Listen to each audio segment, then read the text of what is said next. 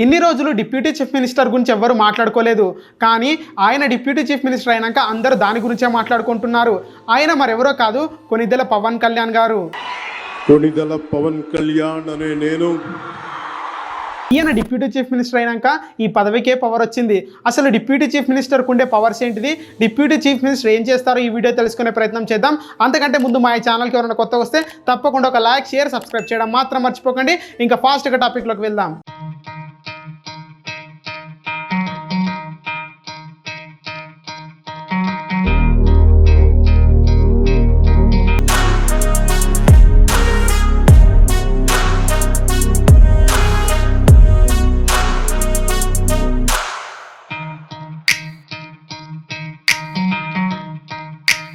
Deputy chief minister ఎవరంటే CM తర్వాత highest honourable man and powerful man ఈయనే.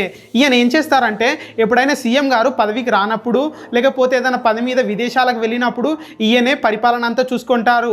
ఈయనే స్టేట్ని రన్ చేస్తారు. కాన్స్టిట్యూషనల్గా చూసుకున్నట్లయితే చీఫ్ మినిస్టర్, మినిస్టర్స్ మాత్రమే ఉంటారు. ఈ డిప్యూటీ చీఫ్ మినిస్టర్ అనే పోస్టే ఉండదు.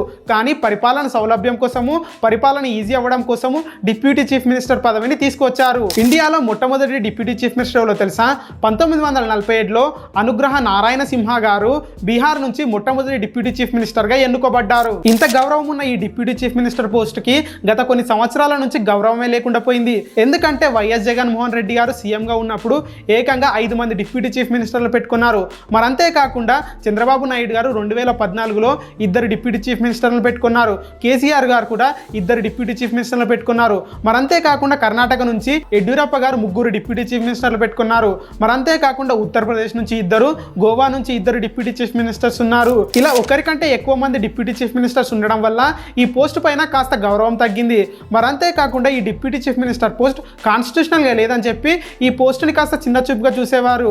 కాకపోతే ఈ సంవత్సరం ఫిబ్రవరి 12వ తారీఖున డిప్యూటీ చీఫ్ మినిస్టర్ పోస్ట్ రాజ్యాంగ విరుద్ధం కాదని సుప్రీంకోర్టు తెలిపింది. అప్పటి నుంచి ఈ పదవి పైన ఇంకాస్త గౌరవం పెరిగింది. మరంతే కాకుండా తెలంగాణ డిప్యూటీ చీఫ్ మినిస్టర్ అయిన బట్టి విక్రమార్క గారు పరిపాలనలో చాలా కీలక పాత్ర పోషిస్తున్నారు. మరి అంతేకాకుండా చీఫ్ మినిస్టర్ తీసుకునే ప్రతి కీలక నిర్ణయంలో ఈయన పాత్ర ఎంతో ఉంది.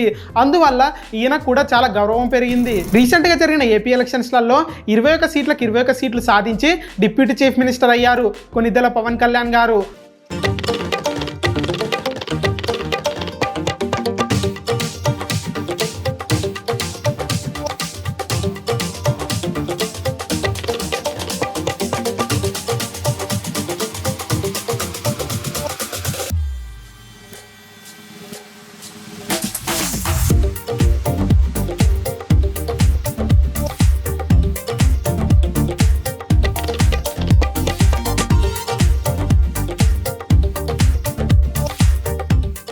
మరి అంతేకాకుండా డిప్యూటీ చీఫ్ మినిస్టర్తో పాటు Panchayati Raj, rural development, rural water supply, environment, forest, science and technology శాఖలలో బాధ్యతలు స్వీకరించారు. ఇన్ని పదవులు ఇవ్వడంతో పవన్ కళ్యాణ్ గారికి ఇంకాస్త పవర్ వచ్చింది.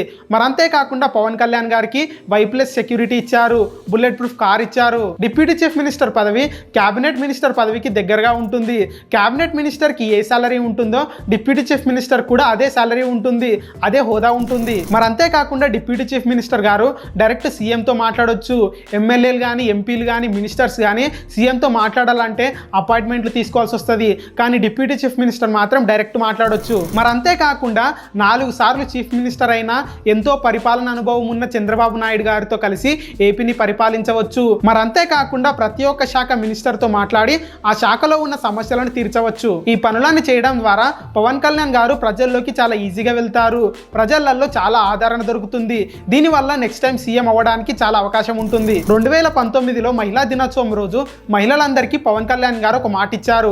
అదేంటిదంటే ఉపాధి హామీ పథకాన్ని వ్యవసాయానికి అనుసంధానం చేస్తానని. ఆయన ఇచ్చిన మాట ప్రకారము ఆయన డిప్యూటీ చీఫ్ మినిస్టర్ అయిన వెంటనే మొదటి సంతకం ఈ ఫైల్ మీద చేశారు. ఆయన 2వ సంతకం వచ్చేసి గ్రామ పంచాయతీ భవనాల నిర్మాణం పైన పెట్టారు. ఇలా ప్రజలకు కావాల్సిన అవసరాలు తీర్చడం అప్పుడే మొదలు పెట్టారు.